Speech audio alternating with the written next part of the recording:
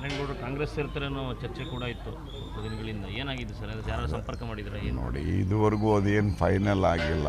ನಾನು ಅದನ್ನು ನಿಮ್ಗೆ ಹೇಳಿದ್ನಲ್ಲ, ಅಂಥದ್ದು ಏನಾರ ಇದ್ದರೆ ನಾನು ಮೊದಲು JDS ಬಿಟ್ಟು BJPಗೆ ಹೋಗೋಕೆ ನಿಮ್ಮ ಗಮನಕ್ಕೆ ತಂದಿದ್ದೆ. ನಾನು ಗಮನಕ್ಕೆ ತಂದಿದ್ದೆ. ಆಲೋಚನೆ ಇದೆಯಾ ಸರ್? ಈಗ ಯಾರು ಸಂಪರ್ಕ ಮಾಡಿದ್ರೆ ಮಾತಾಡಿದ್ರೆ ಆಹ್ವಾನ ಕೊಟ್ಟಿದ್ದಾರೆ, ಏನು ಕತೆ?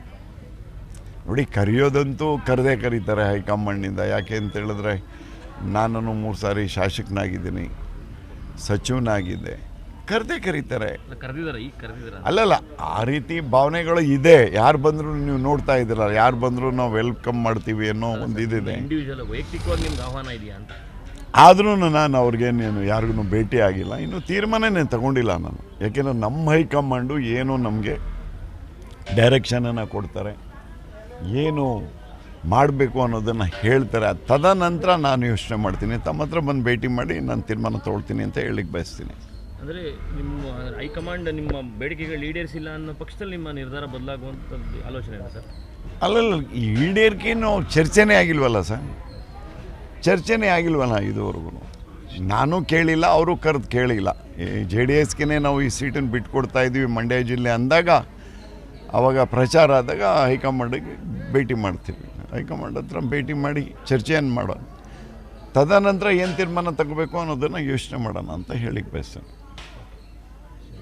ಸರ್, ಇದು ಕುಮಾರಸ್ವಾಮಿ ಅವರು ಅಭ್ಯರ್ಥಿ ಆಗ್ತಾರೆ, ಮೈತ್ರಿ ಅಭ್ಯರ್ಥಿ, ಅದು ಇದು ಅಂತ ಒಂದಷ್ಟು ಟಾಕ್ ಓಡಾಡ್ತಾ ಇದೆ ಸರ್. ನಿಮ್ಮ ಅಭಿಪ್ರಾಯ ಏನು ಸರ್? ಅವರು ಒಬ್ಬರು 2 ಸಾರಿ ಮುಖ್ಯಮಂತ್ರಿ ಆದಂಥವರು, ಪಾರ್ಟಿಯ ಒಂದು ಹಿರಿಯವರು, ಅವ್ರವ್ರ ತೀರ್ಮಾನ ಅಲ್ವಾ ಸರ್. ನಾವು ಅದಕ್ಕೇನು ಹೇಳೋದಕ್ಕೆ ಸಾಧ್ಯ ಆಗುತ್ತೆ? ನಾವು ನಮ್ಮ ಪಕ್ಷಕ್ಕೆ ಬಿಟ್ಕೊಡ್ಲಿ ಆ ಸೀಟನ್ನು ಅಂತ ನನ್ನ ಆಸೆ ಇದೆ. ನಮ್ಮ ಪಕ್ಷನೂ ಇಲ್ಲಿ ಮಂಡ್ಯ ಜಿಲ್ಲೆಯಲ್ಲಿ ಬೆಳೀಲಿ ಅನ್ನೋದು ಆಸೆ ಇದೆ. ಈಗ ತಾವು ನೋಡ್ತಾ ಇದ್ದೀರಿ, ಇಡೀ ಜಿಲ್ಲೆಯಲ್ಲಿ 20-30 ಸಾವಿರ 40 ಸಾವಿರ ಓಟಿಗೆ ನಿಂತೋಯ್ತಾ ಇತ್ತು. ಇವಾಗ ನಾವು ಅಟ್ಲೀಸ್ಟು ಹೀನಾಯವಾಗಿ ಸೋತಿದ್ರು 1,85,000 ಹತ್ತತ್ರ ಓಟ್ ತೊಗೊಂಡಿದ್ದೀವಿ ಜಿಲ್ಲೆಯಲ್ಲಿ. ಬೆಳೆದಿದೆ. ಯಾಕೆಂದರೆ ಮದ್ದೂರಿನಲ್ಲಿ ತಾವು ನೋಡಿದ್ದೀರಿ, ಸ್ವಾಮಿ ಅತಿ ಹೆಚ್ಚಿನ ಮತ ತೊಗೊಂಡಿದ್ದಾರೆ, ಶ್ರೀರಂಗಪಟ್ಟಣದಲ್ಲಿ ತೊಗೊಂಡಿದ್ದಾರೆ, ಮಂಡ್ಯದಲ್ಲಿ ತೊಗೊಂಡಿದ್ದಾರೆ,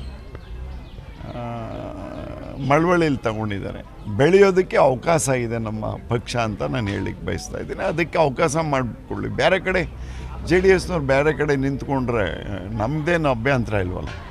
ಮಂಡ್ಯ ಜಿಲ್ಲೆನೂ BJP ಬೆಳೆಸಬೇಕು ಅನ್ನೋದು ನನಗೆ ಆಸೆ ಇದೆ. ಯಾಕೆಂದರೆ ನಾನು ಬಂದಂಥದ್ದು ಈ ಪಕ್ಷವನ್ನು ಬೆಳೆಸಬೇಕು ಅನ್ನೋ ಭಾವನೆಯಿಂದ ನಾನು ಬಂದಂಥವನು. ಹೈಕಮಾಂಡು ಆ ಟೈಮ್ನಲ್ಲಿ ನನಗೆ ಶಕ್ತಿಯನ್ನು ತುಂಬುವಂಥ ಮಾತುಕತೆಗಳನ್ನು ಮಾಡಿದರು.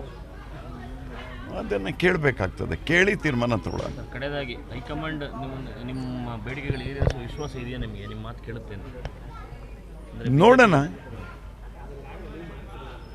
ಆ ನಂಬಿಕೆ ಇದೆ ನನಗೆ.